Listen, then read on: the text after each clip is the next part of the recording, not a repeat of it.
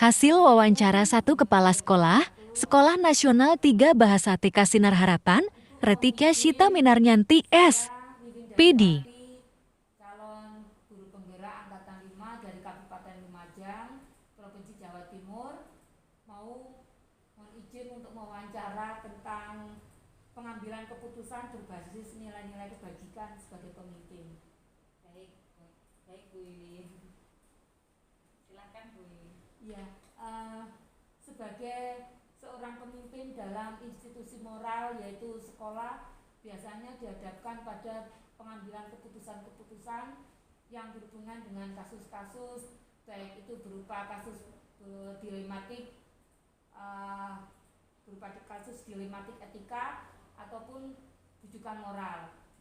Nah, dalam mengambil keputusan yang bagaimana cara Ibu untuk mengidentifikasi kasus-kasus yang berupa kasus dilematik etika ataupun rujukan moral? Ya, baik. Setiap ini ya, Bu Wiwin ya, setiap lembaga pasti selalu ada ya dilema masalah maupun moral dan juga dilema etika, betul. Nah, di setiap lembaga pun pasti juga dalam menangannya juga berbeda-beda. Ketika saya dulu masih mengajar di sekolah, di salah satu sekolah di Jember, juga pasti problemnya juga berbeda dengan yang ada di sini. Nah, karena sebagai kepala sekolah tentunya kita juga harus menyesuaikan dengan kondisi di lembaga juga. Sebagai kepala sekolah juga tentu kita melakukan kegiatan supervisi dan lebih banyak mengamati guru, memahami masing-masing karakter guru, etika ataupun moral di lembaga. Jadi diatur dan ditetapkan melalui standar operasional prosedur yang sudah disusun dan disepakati bersama dengan yayasan dan juga diketahui oleh guru. Begitu. Baik, selama ini bagaimana Ibu menjalankan pengambilan keputusan yang berupa misalnya dalam kasus-kasus dilematika? Biasanya kan biasanya dilematika itu bersinggungan antara kasus yang benar dan benar seperti itu. Iya, betul. Biasanya kita kan selalu melakukan musyawarah bersama, melibatkan guru dan juga mendengarkan masing-masing pendapat guru dan mengambil keputusan yang terbaik yang memang benar-benar disepakati bersama gitu. Baik, untuk langkah-langkah yang ini biasanya seperti apa?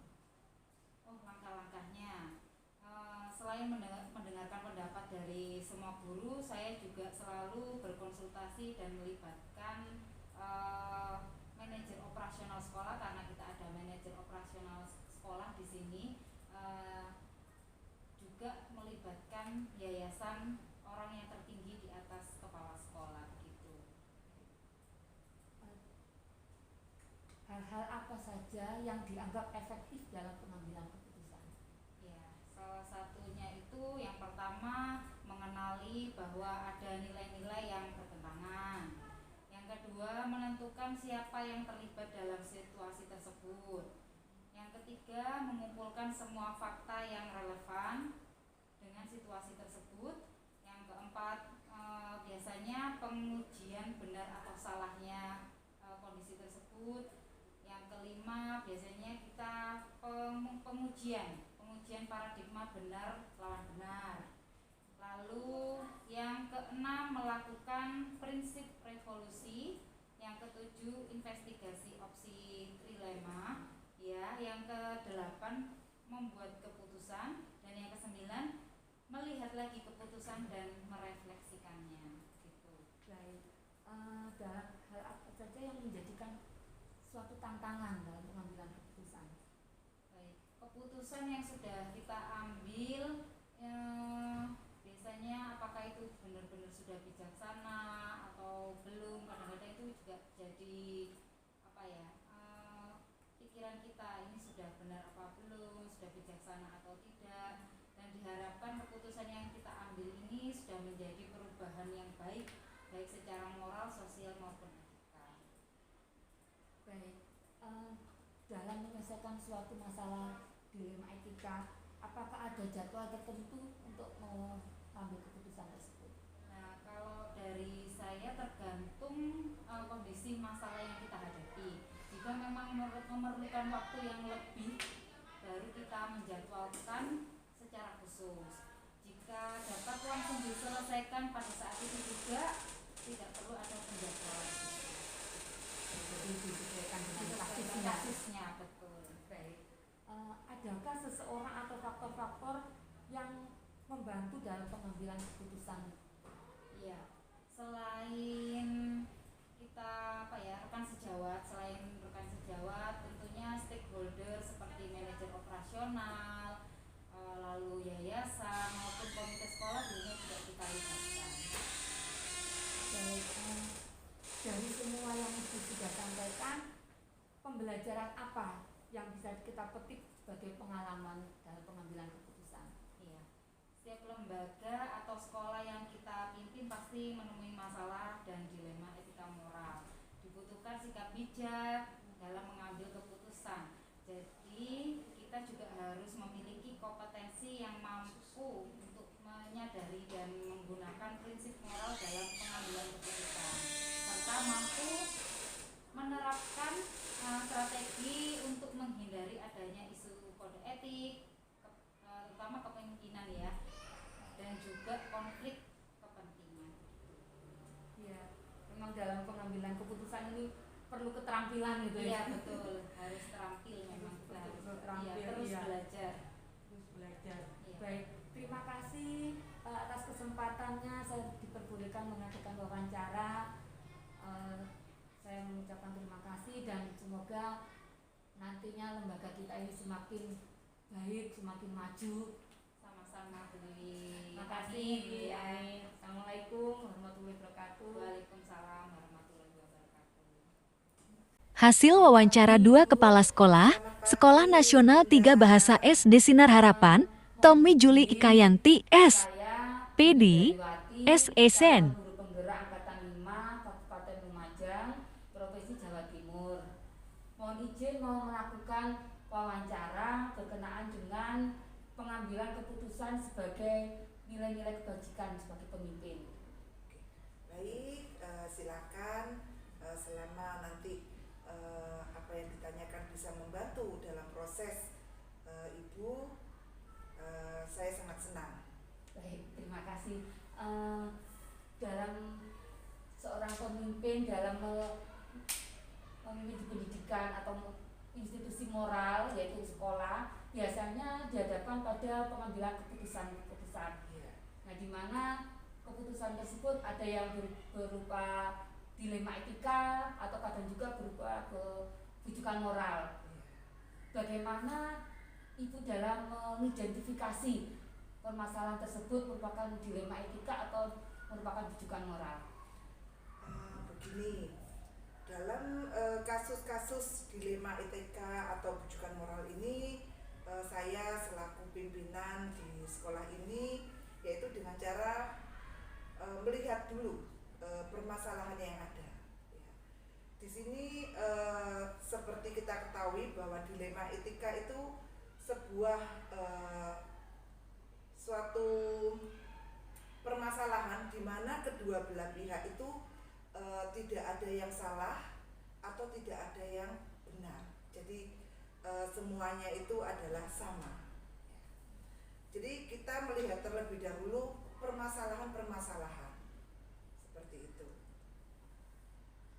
Baik, misalnya nih ada kasus atau dilema yang berhubungan dengan dilema etika. Bagaimana cara Ibu mengambil keputusan? Ketika saya mendapati ada suatu permasalahan terkait dengan dilema etika ini, yang pertama saya akan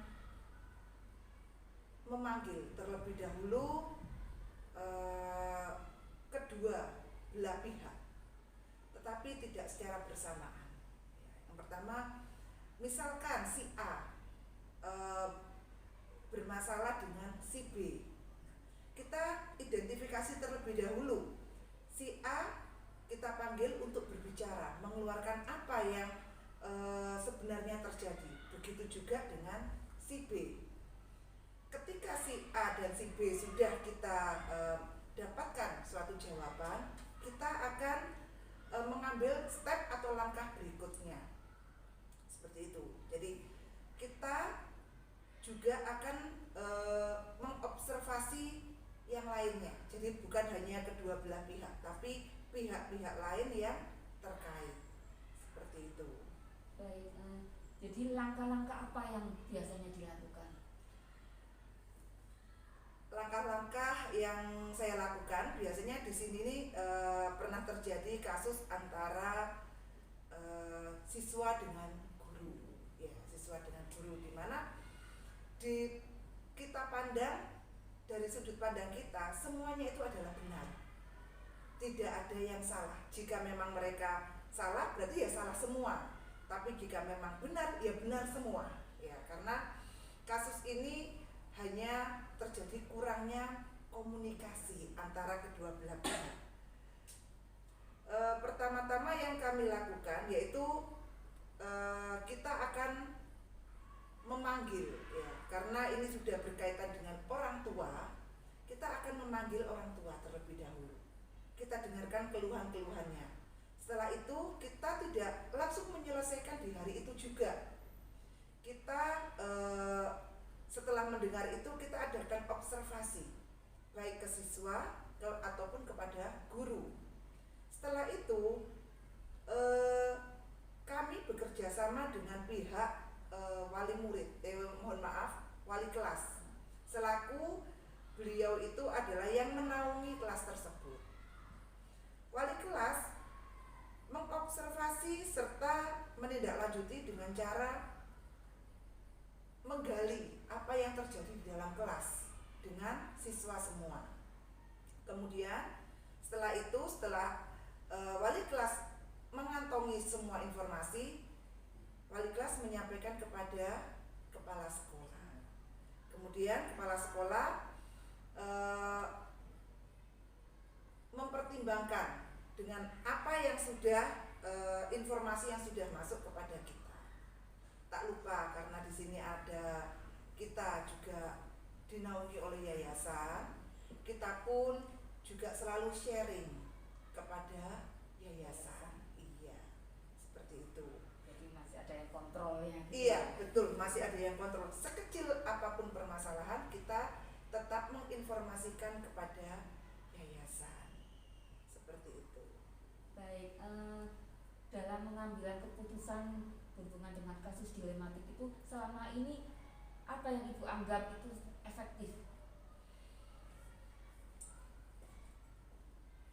Keputusan itu sudah efektif atau belum, itu bagaimana caranya? Ya ketika kita sudah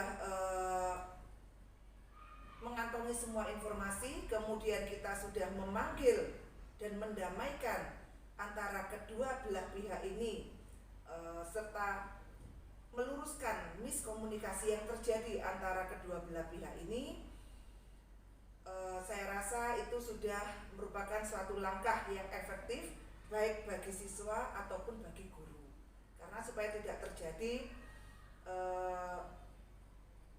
dilema kepada anak ataupun kepada guru pada saat proses pembelajaran. Baik, yang menjadi tantangan dalam pengambilan keputusan dilematik itu apa? Yang menjadi tantangan sebetulnya adalah memberikan pengertian kepada orang tua, ya. Jadi kita harus benar-benar bisa memberikan suatu pengetahuan serta wawasan kepada orang tua. Jadi tidak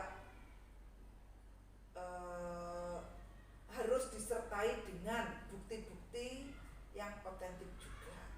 Jadi kepada orang tua, misalnya kita juga akan memberikan rekaman CCTV, kemudian video pengakuan dari berbagai saksi, seperti itu. Ya, karena memang orang tua ini berbagai macam ya karakternya. Iya, betul. Gitu ya. Kalau dalam pengambilan keputusan itu adakah jadwal tertentu Iya, yang pasti kita dalam mengambil suatu keputusan itu tidak mungkin tergesa-gesa karena dilema etika ini juga merupakan kasus bisa dibilang tidak ringan ya, karena kita dalam mengambil keputusan harus netral dan harus adil yang tidak memberatkan salah satu pihak. Jadi hal ini kita biasanya menjadwalkan seperti yang saya sampaikan di depan tadi. Pertama ada laporan, kemudian kita observasi, kita delegasikan kepada wali kelas, kita nanti dari wali kelas kepada kepala sekolah kembali, kemudian kita nanti menjadwalkan ulang kembali dengan wali murid untuk bertemu, kita tanya apa maunya. Setelah itu kita akan adakan suatu pertemuan untuk menyelesaikan kasus tersebut. Karena hubungan dengan wali murid ya, jadi Iya. kan waktu itu tidak bisa langsung bersamaan. Iya betul, gitu. jadi masih harus ada pertimbangan-pertimbangan yang lain, serta kita juga butuh masukan dari sekitar kita juga. Ya, baik. Dalam pengambilan keputusan, adakah seseorang atau faktor-faktor yang membantu mempermudah pengambilan keputusan berhubungan dengan kasus yang dilematik ini? Faktor-faktor yang membantu atau yang mendukung dalam pengambilan keputusan itu tentu saja ada. Yang pertama, dukungan serta partisipasi dari wali kelas, karena beliau yang mengetahui apa yang terjadi di dalam kelas tersebut. Kemudian yang kedua, dengan teman sejawat ya, dengan teman sejawat kita biasanya ada sharing terkait dengan kasus-kasus yang kita alami. Dan berikutnya juga karena di sini adalah naungan dari yayasan, kita pun juga tidak lupa meminta petunjuk kepada yayasan tentang langkah di dalam kita mengambil keputusan. Baik, dari semua apa yang sudah Ibu sampaikan, adakah pembelajaran yang kita petik dari cara pengambilan keputusan ini, pengalaman yang kita ambil? Iya, dari kasus-kasus yang sudah terjadi, pengalaman yang atau pembelajaran yang saya ambil bahwa jikalau kita menghadapi suatu permasalahan, janganlah dengan cepat untuk mengambil keputusan, karena pengambilan keputusan jika didasari dengan emosi itu hasilnya kurang tepat. Iya, jadi tetap jika dalam pengambilan keputusan tetap harus dipertimbangkan dengan baik. Seperti itu. Baik Ibu, terima kasih. Saya sudah mendapatkan kesempatan untuk melakukan wawancara kali ini. Semoga selanjutnya lembaga kita ini bisa menjadi lembaga yang lebih baik lagi. Amin. Dengan keterampilan-keterampilan yang semakin baik lagi dalam pengambilan keputusan. Iya. Terima kasih. Begitu saja, saya mohon pamit. Selamat pagi. Selamat pagi. Terima kasih juga sudah mempercayakan kepada saya untuk melakukan wawancara. Iya. Terima kasih. Hasil wawancara 3 kepala sekolah, Sekolah Nasional 3 Bahasa SMP Sinar Harapan, DIRARES, susanto.im.pd. Dari Kabupaten Lumajang, Provinsi Jawa Timur. Hari ini mohon izin mau melakukan wawancara berhubungan dengan pengambilan keputusan sebagai pemimpin yang berhubungan dengan etika moral. Dalam sebagai pemimpin biasanya selalu dihadapkan pada pengambilan keputusan-keputusan yang berhubungan dengan etika. Nah, di sini saya ingin mengetahui bagaimana Bapak dalam mengambil keputusan, misalnya mengidentifikasi ini keputusan yang berhubungan dengan dilema etika atau yang merupakan rujukan moral. Terima kasih Bu Wiwin. Selama saya bekerja di lembaga lain sebelumnya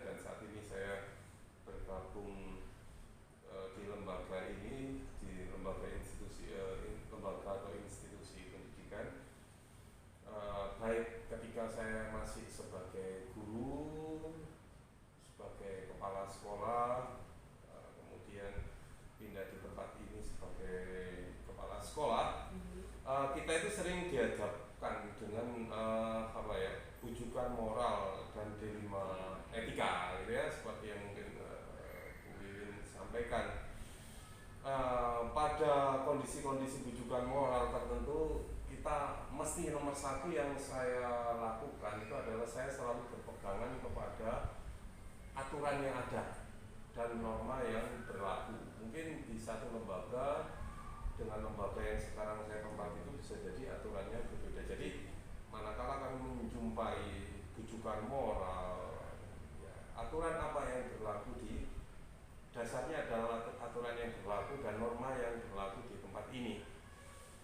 Karena biasanya kalau dalam bujukan moral itu ada sebuah pilihan benar dan salah, ya betul ya, benar dan salah. Akan tetapi berbeda halnya jika kita dihadapkan pada situasi dilema etika. Biasanya dilema etika itu menyangkut adalah hal berat yang harus dihadapi dari waktu ke waktu, seperti cinta kasih, kemudian bersikap kasih sayang kepada anak buah, pada guru-guru, pada karyawan, juga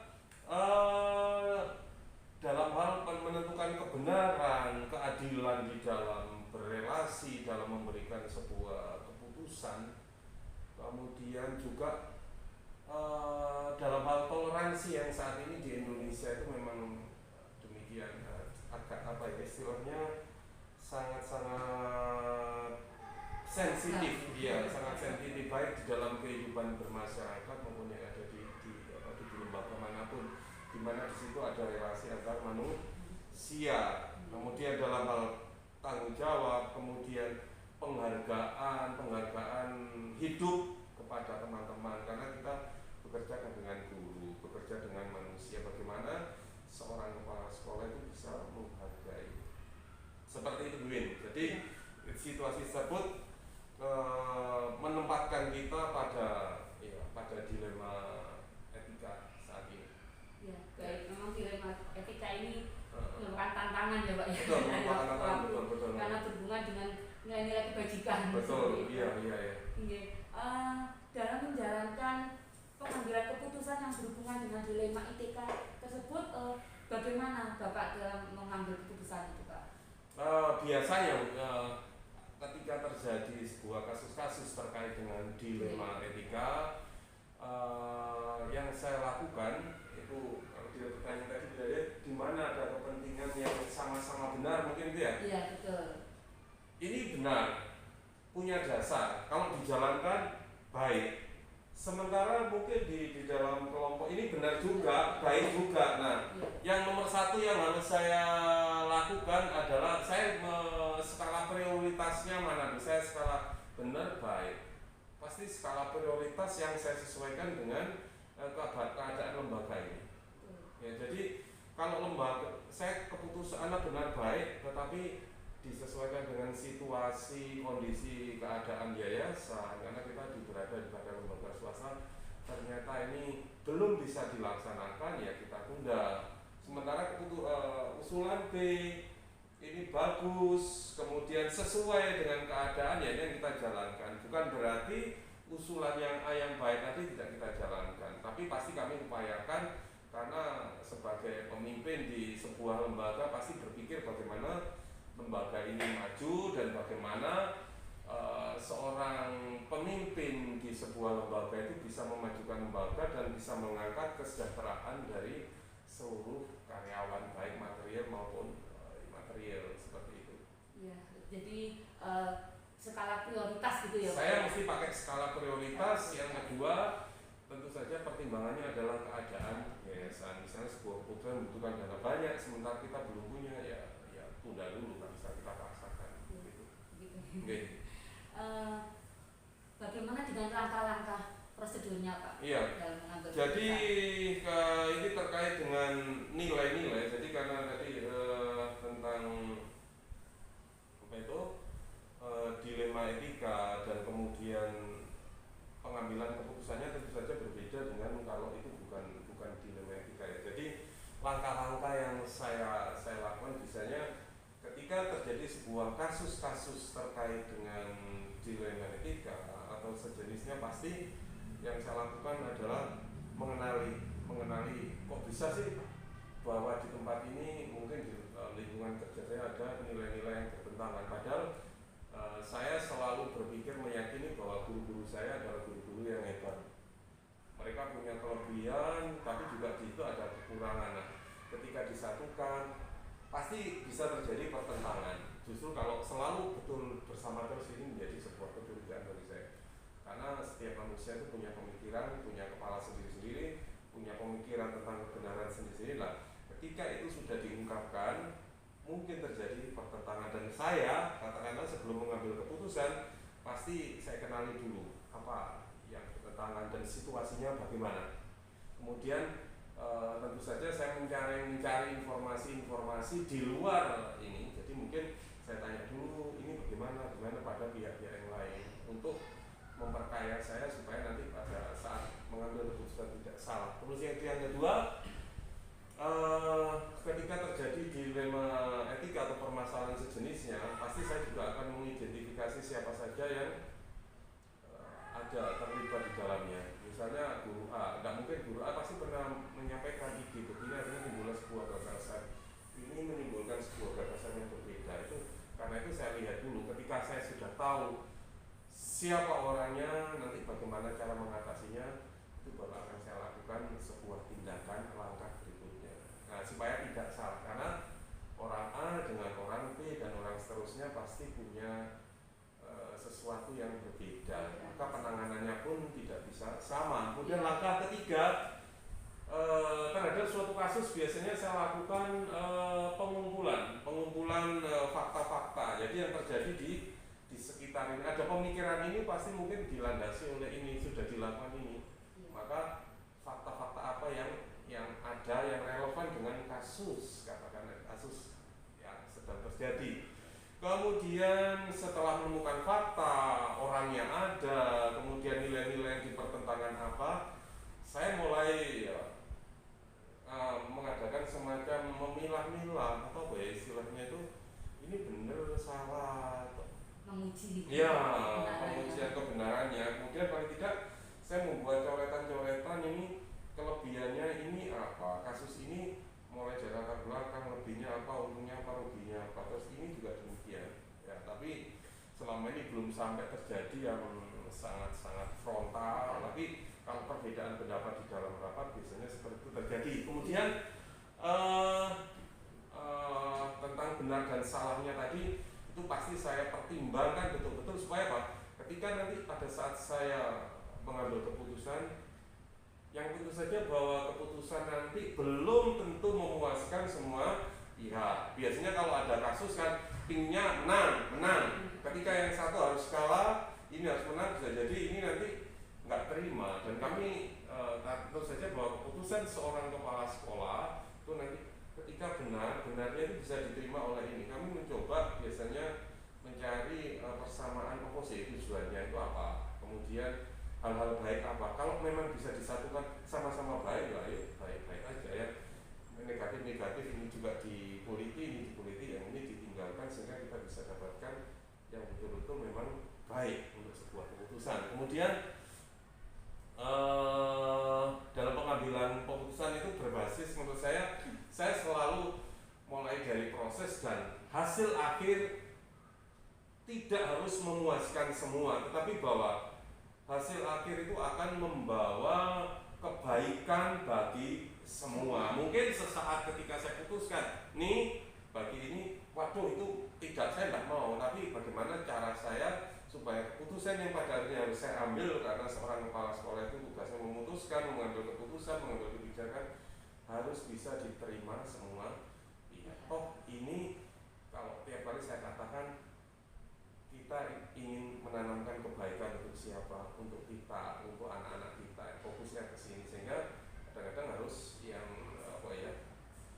egoisme harus kita, apalagi di sini gurunya muda-muda, idealismenya tinggi, kadang-kadang rasa egoisme tentang sebuah ide, tentang sebuah kebenaran itu demikian sama-sama kuatnya. Maka bagaimana kepala sekolah mengambil keputusan yang bisa diterima oleh semua pihak ya. Kemudian ini jika kami mengalami dalam pengambilan keputusan nanti ternyata dilematis, ini jelas merugikan, nanti ini nggak terima. Tetapi ada satu cara, ada satu kesempatan, bagi saya sebuah kesempatan bagaimana mencari terobosan yang mungkin tidak sesuai usulan si A si B, tapi ini bisa mengakomodir semua. Jadi kita membuat sebuah membentuk sebuah kesempatan yang baru, membuat sebuah penyelesaian yang baru yang mungkin tidak bisa diterima si A si B. Tapi tentu saja si A si B ini tidak diterima, tapi kami memunculkan sebuah keputusan yang baru. Begitu. Kemudian barulah pada tahap berikutnya ketika ini kalau ngambil A tidak cocok, ngambil B tidak cocok, kemudian membuat sebuah satu, kami baru ambil keputusan. Nah tentu saja setelah keputusan dijalankan, harapan kami selama ini ayo jalankan. Ya puji syukur, alhamdulillah selama ini teman-teman begitu ada keputusan ini mereka jalankan dengan legowo. Karena selalu kami tekankan bahwa kasus dilema ini bukan pribadi, tetapi hanya selama ini kebetulan hanya masalah idealisme, masalah pemikiran. Jadi ketika kita berbeda dalam hal ide, dalam hal pemikiran, pribadi tetap tidak ada masalah. Maka ketika selesai rapat meskipun ramai begitu, keluar selesai rapat selesai, pribadi tidak ada masalah. Nah 1, 2, 3 minggu atau akhir bulan kami akan evaluasi dari keputusan ini. Nah, makanya kita refleksikan bersama. Kalau baik ya kita lanjutkan, kalau menemui kasus yang sama, kalau ada kekurangan ya kekurangan ini yang kita bisa evaluasi bersama untuk diperbaiki di kemudian hari, seperti itu. Baik. Bagaimana menganggap bahwa ini merupakan suatu keputusan yang efektif gitu loh Pak? Iya, keputusan efektif dan tidak itu kalau saya adalah dari ketika proses menjalankan dan hasil akhirnya, bahwa keputusan ini menjadi efektif jika memang hasil akhirnya tampak, tapi menjadi sebuah keputusan yang tidak efektif kalau hasil akhirnya memang tidak tampak, justru malah membuat situasi semakin runyam. Nah, kalau hasilnya ternyata baik, bagi saya itu efektif, apalagi ternyata selama ini kami dengan tim guru, kemudian dengan manajer, kemudian manajer operasional, bahwa setiap ada masalah diselesaikan dan ternyata nggak usah nunggu berminggu-minggu, kadang 1-2 hari bisa diselesaikan. Dan kami mengalami banyak hal dan itu bisa diselesaikan karena apa? Semua teman kami biasakan berpikir demokratis, terbuka, bahwa orientasi dari semua pemikiran perbuatan kita adalah untuk pengembangan sekolah ini. Seperti itu. Baik, dalam pengambilan keputusan dilema yang merupakan tantangan. Iya. Tantangan itu yang sering kami jumpai adalah kadang-kadang umpama ada dilema etika tadi itu ya. Justru tantangan dari orang-orang yang berkasus. Jadi keadaannya dia. Jadi misalnya begini, si A ada kasus misalnya kalau ini guru gitu ya, katakanlah guru, saya pikir menggunakan uangnya sekolah untuk sementara, misalnya ada seperti itu. Maka kami tidak langsung, kami melihat ini kok bisa pakai.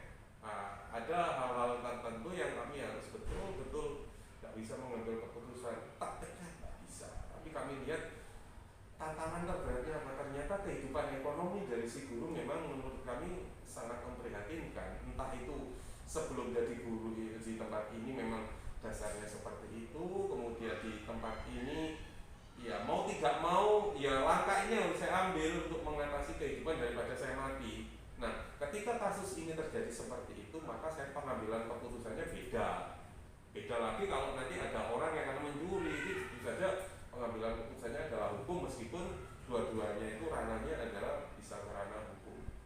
Ya, umpama ada juga anak kasus-kasus tertentu yang terkait dengan KDRT, kami tidak bisa langsung memutuskan karena sekolah satu, kami mengayomi di sekolah, tapi begitu sampai di rumah itu tidak bisa kami bisa masuk ke ranahnya rumah. Jadi kami lakukan pendekatan. Jadi keadaan nomor satu, keadaan pribadinya, emosionalnya, kemudian keadaan keluarga, keadaan ekonomi yang menyangkut yang ada ada di orang-orang yang bermasalah ini. Tentu saja itu nanti tantangan terberatnya adalah ketika kita sudah masuk ke ranah, misalnya kami ini dinas, tapi kalau ranahnya sudah ranah pribadi, kami harus mengambil betul-betul langkah yang tepat. Istrinya di sini atau suaminya di sini, pasangannya sementara tidak bekerja di sini, maka itu sesuatu yang berat, itu contoh keadaan. Terus dalam beberapa kasus yang kami jumpai, memang keadaan ekonomi itu pasti pengaruh juga. Maka kami harapkan ya itu tadi, selalu bersikap pada teman, ayolah kita mensyukuri apapun yang kita miliki, bersyukur, akhirnya apa? Itu bisa betul seperti itu. Itu langkah.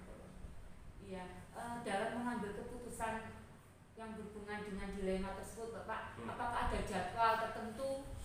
Ya, kami setiap bulan itu selalu ada pertemuan-pertemuan. Jadi kami jadwalkan biasanya setiap hari Jumat kami adakan. Ini yang terjadwal. Jadi menurut saya itu adalah pembinaan. Itu lebih pada tindakan preventif atau pencegahan. Jadi kami sering guru-guru tertentu untuk pembinaan personalnya, karena kami tahu latar belakangnya, kami ajak bicara dari ketiga hati seperti itu, lebih pada preventif. Tetapi untuk kasus per kasus biasanya tidak ada jadwal yang pasti, karena terjadinya kasus kan kita tidak bisa merencanakan. Harapan kami sih jangan sampai ada kasus, enak kan? Betul Bu ya? Jadi kalau ada kasus Tenang itu. tenang, tapi tidak mungkin bahwa di dalam kehidupan itu tidak ada kasus sekecil apapun yang kebetulan kami dengar, yang diungkapkan oleh guru, kami akan segera atasi.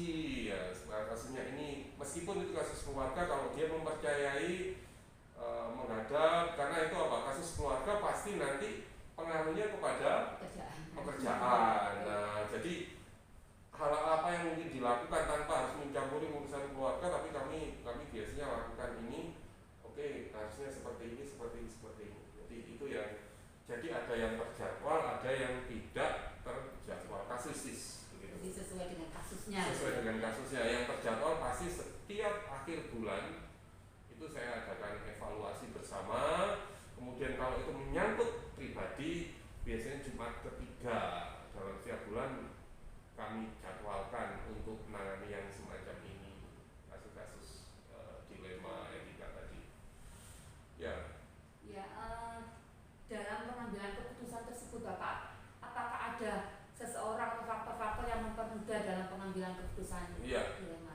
Tentu saja saya dari dulu selalu berpikir lebih dari satu orang itu lebih ringan daripada saya pikir sendiri. Betul ya? Karena itu dimanapun saya ditempatkan, selalu nomor satu saya punya teamwork. Jadi punya tim. Jadi meskipun saat ini sekolah kita di SMP ini masih satu kelas karena dia baru berdiri, tetapi bahwa tenaga yang ada, personal yang ada, dengan segala kemampuan yang keterampilan yang mereka miliki, saya berkeyakinan mereka bisa menjadi tim-tim yang hebat. Bagi saya satu tim, ya, teamwork. Saya tidak bisa mengambil keputusan terkait hal semacam ini, dilema